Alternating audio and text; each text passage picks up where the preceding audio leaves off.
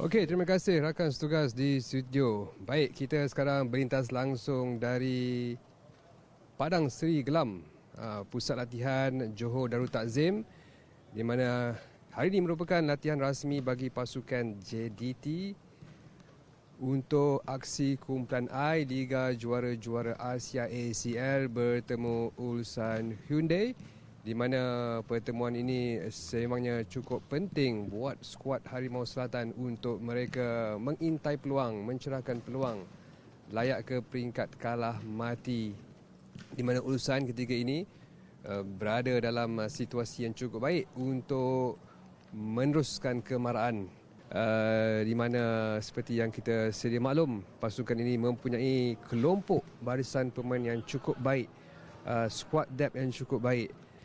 Kalau kita pergi seorang demi seorang untuk pasukan JDT di posisi penjaga gol, kita menjangkakan Farizal Malias akan menjadi leader kepada pasukan ini, kerana beliau merupakan penjaga gol yang berpengalaman.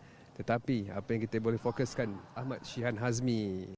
Kita nak terus ke benteng akhir ataupun di bahagian pertahanan, posisi yang perlu membantu Shihan dalam memastikan gawangnya tidak dibolosi kali ini.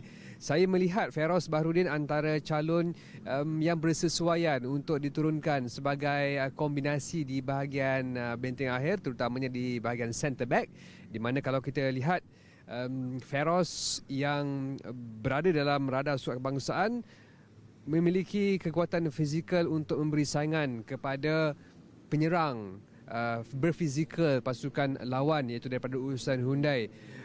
Jika Esteban Solari tidak menurunkan dua pemain import di bahagian centre back, di mana sebelum ini Shane Lowry dan juga Jordi Ahmad, Feroz dilihat antara option yang bersesuaian seperti saya katakan untuk diturunkan bertemu Ulsan.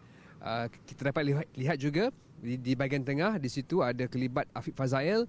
Afiq Fazail cukup baik bermain di posisi tengah, tetapi seperti biasa dalam pasukan JDT memerlukan saingan untuk berada dalam kesebelasan utama. Hon Wan antara yang akan mencabar tempat Afiq Fazail di posisi jentera tengah. Yang kita tahu Afiq memiliki dan Hon Wan memiliki permainan yang hampir sama selaku pemain tengah bertahan. Tetapi saya percaya Solari bijak untuk membuat percaturan dalam pertemuan menentang Ulsan sebagai perlawanan cukup penting kali ini.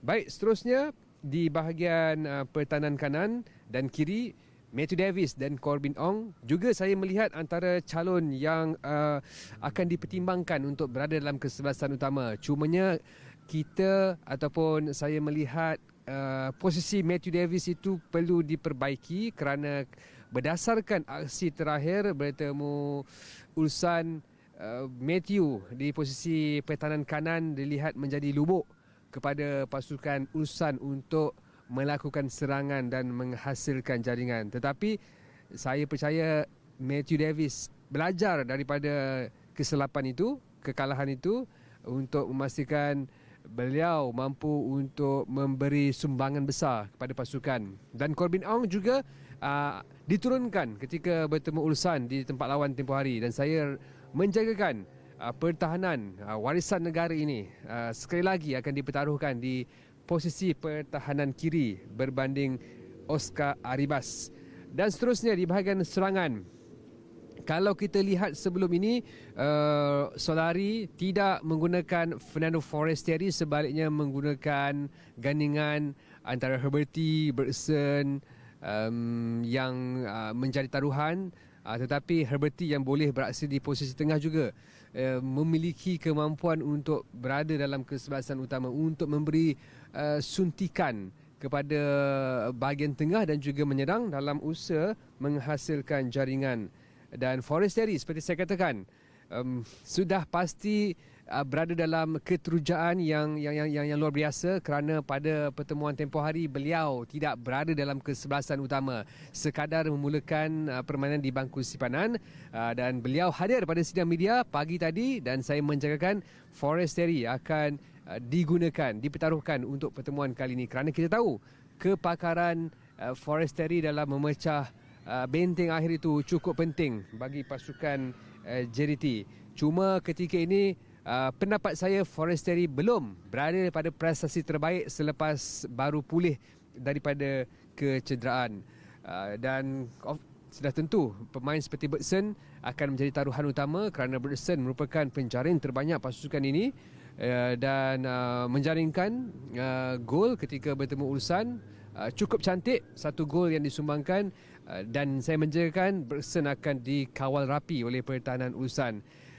Tak cukup kalau saya tak sebut Arif Aiman di mana pemain MVP skuad JDT ini memiliki untuk melakukan sesuatu, diharapkan untuk melakukan sesuatu kepada pasukan JDT dalam memecah benteng akhir pasukan Ulsan. Lain-lain pemain yang saya boleh kongsikan yang mungkin akan menjadi taruhan utama pasukan ini antaranya seperti Syarul Saad yang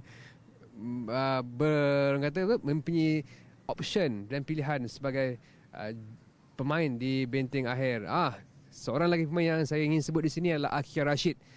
Saya rasa pemain ini boleh menjadi super sub kepada skuad Harimau Selatan. Boleh membantu dalam merencana gerakan dalam menghasilkan jaringan. Penting buat JDT untuk mendapatkan jaringan bagi melunaskan misi 3 mata penuh di tempat lawan untuk mencerahkan peluang mara ke peringkat kalah mati. Jika tewas, saya berpendapat peluang itu sangat sukar dan mungkin akan menjadi cabaran yang berliku buat JDT dalam kempen kali ini. Kemenangan penting buat JDT untuk mencerahkan laluan dan peluang ke peringkat kalah mati. Baik, itu sahaja perkembangan sesi latihan rasmi skuad JDT menjelang aksi kumpulan I menentang Kelab Korea Ulsan Hyundai yang akan berlangsung di Stadium Sultan Ibrahim. Dari pusat latihan JDT Padang Seri Gelam, kita kembali bersama Zaki dan Akbar. Silakan.